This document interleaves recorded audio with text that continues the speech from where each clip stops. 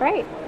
Hi, I'm Olivia Lee. I'm with the International Arctic Research Center, and we had a lot of talks earlier about technology, and technology is great, but sometimes you just need the low-tech version to get answers.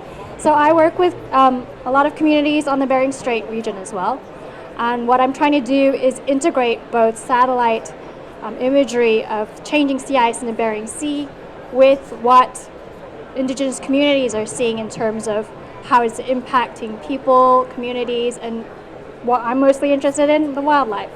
So here are two images of changing Bering Strait ice conditions from satellite imagery. And this is just over a period of 6 years. And in that 6-year period, you're already seeing in the springtime season that the ice is no longer where it used to be. And that means the animals are now able to move up north in their spring migration a little bit earlier. And that's changing the hunting season for the communities. We're also seeing that a lot of the walruses are migrating up north a little earlier. The communities are not catching as many females and calves as they used to. But that doesn't mean that as soon as the ice opens up, all the animals are moving up north. They are still hanging around in open water, which means they're swimming more. And as they swim more, that means they're expending a lot more energy while they're doing it. So there are all these implications of changing sea ice to the marine mammals in the area. And the hardest thing about looking at changes in the Bering Sea is that for life in the Bering Strait region, it's a whole lot more complicated to try to predict what changes in sea ice is going to do. We're getting a much better handle on the physics to be able to predict changing sea ice in the region.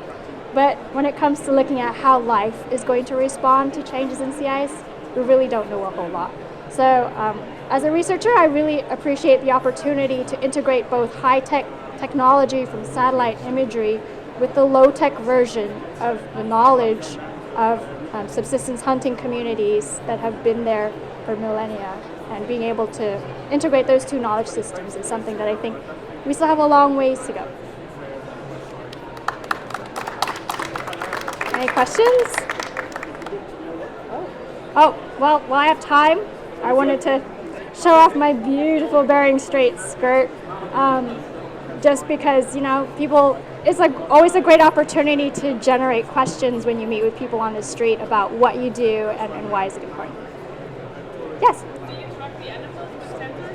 So actually what we're doing with the communities is having them tell us when they're seeing them passing through their area. There actually have not been any satellite tracked walruses for about 3 or 4 years. So this is the only existing information we have of walrus migration that is coming from these communities.